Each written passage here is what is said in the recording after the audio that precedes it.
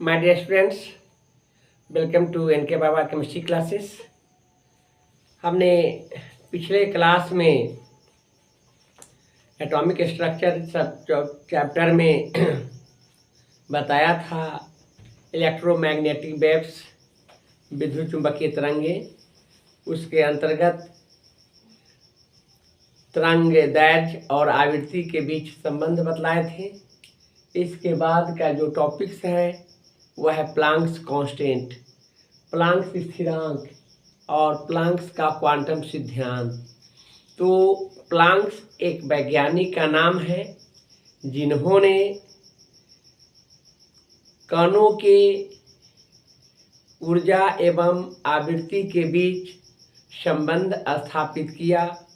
उस संबंध को प्लांक्स का क्वांटम सिद्धांत कहते हैं। सबसे पहले हम यह जानेंगे कि क्वांटम क्या है। क्वांटम को ग्रीक शब्द में फोटोन कहा जाता है और फोटोन को मेजर किया जाता है फोटोमेट्री के रूप में, प्रकाशमिति के रूप में, अर्थात प्रकाश को मापने वाले यंत्र को प्रकाशमिति कहते हैं, फोटोन कहते हैं। यानी फोटोन एक प्रकार का प्रकाश है, लाइट है। तो क्वांटम का मतलब फोटोन और फोटोन का मतलब प्रकाश। तो यहाँ पर प्रकाश के बारे में अध्ययन करना ही क्या है, क्वांटम सिद्धांत है। यह सिद्धांत प्लांक्स नामक वैज्ञानिक ने बताया था, इसलिए इस सिद्धांत को प्लांक्स का क्वांटम सिद्धांत कहते हैं। आप यह जानेंगे कि प्रकाश कैसा प्रकाश, इसका सोर्स क्या है। इसका स्रोत सूर्य है।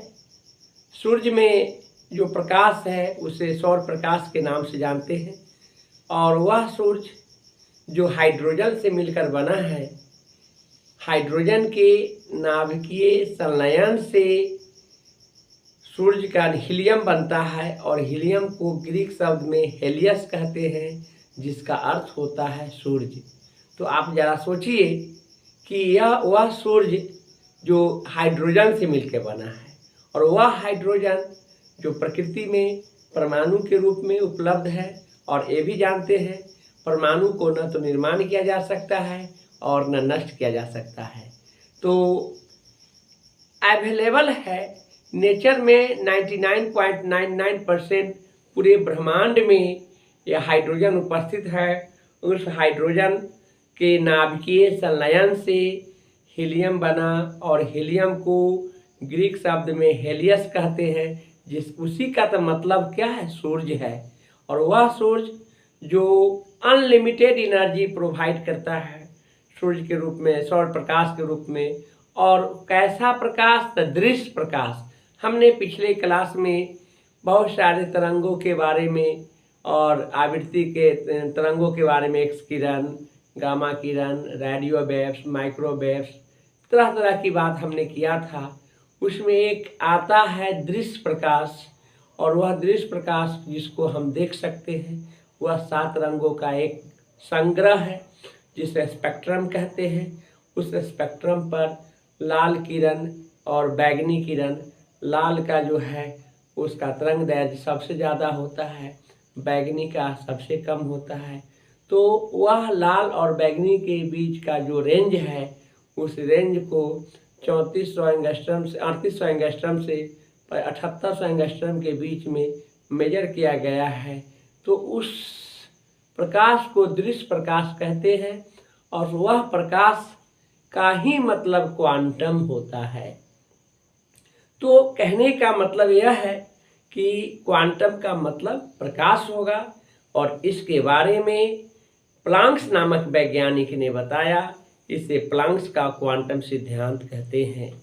इसमें 2 भौतिक राशियां आते हैं, एक विकिरण ऊर्जा और दूसरा आवृत्ति आता है।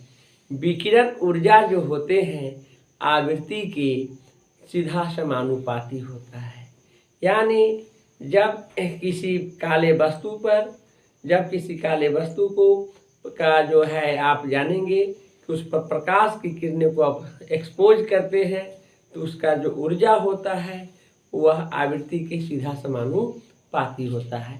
तो इसी बात को यहाँ पर हमने लिखा भी है कि क्वांटम का मतलब फोटॉन होता है, फोटोन का मतलब प्रकाश के छोटे छोटे पैकेट या बंडल, यानी यह पृथ्वी तक प्रकाश जो आते हैं वह आपको एक पैकेट्स के रूप में, एक बंडल के रूप में आते हैं, एक पुंज के रूप में रहते हैं। जो सूर्य, जो एक स्रोत है सूर्य का प्रकाश का, वह पृथ्वी तक आने में पैकेट्स के रूप में आते हैं, बंडल के रूप में आते हैं। उसी के बारे में हम बता रहे हैं। क्वांटम को ग्रीक शब्द में फोटोन कहते हैं, जिसका अर्थ होता है प्रकाश के छोटे छोटे पैकेट या बंडल। प्लांक्स नामक वैज्ञानिक ने विकिरण ऊर्जा एवं आवृत्ति के बीच संबंध स्थापित किया, जिसे प्लांक्स का क्वांटम सिद्धांत कहते हैं। इस सिद्धांत के अनुसार किसी कण का विकिरण ऊर्जा आवृत्ति के समानुपाती होता है। तो आप जानेंगे कि विकिरण ऊर्जा को ई से सूचित करते हैं और आवृत्ति को न्यू से, और एक दूसरे का क्या है, समानुपाती है। इस समानुपाती चिन्ह को बराबर करने के लिए एक स्थिरांक से गुणा किया जाता है। उस स्थिरांक को प्लांक स्थिरांक के नाम से जानते हैं, और यह प्लांक स्थिरांक को स्मॉल h से सूचित किया जाता है।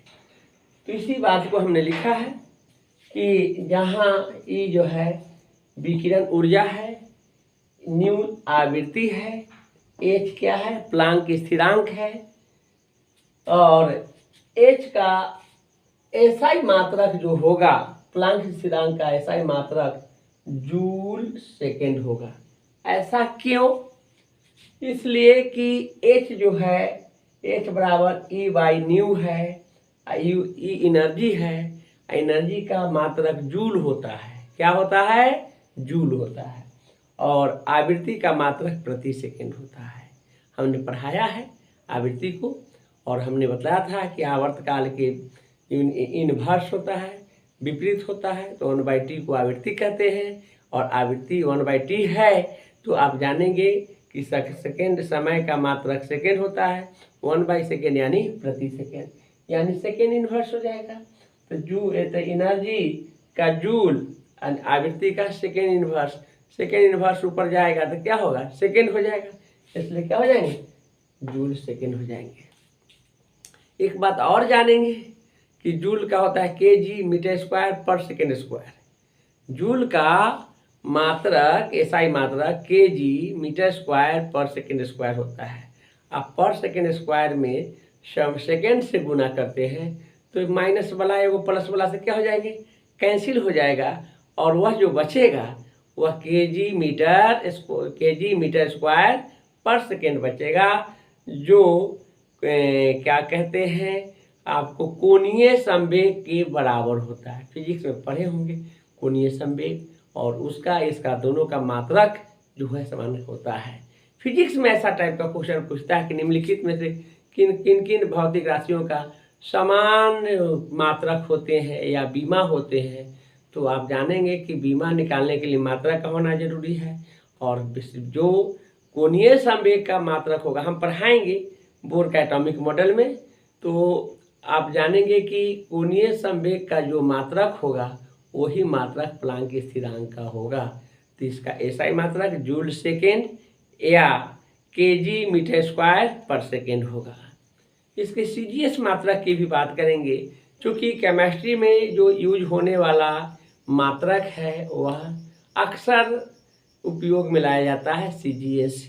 इसका कारण यह भी है कि सीजीएस इसलिए लिया जाता है कि यह केमिस्ट्री लेबोरेटरी साइंस है, और लेबोरेटरी में केमिकल होते हैं, केमिकल का हेवी अमाउंट जो होते हैं वह कहीं ना कहीं विस्फोटक होता है, एक्सप्लोसिव होता है।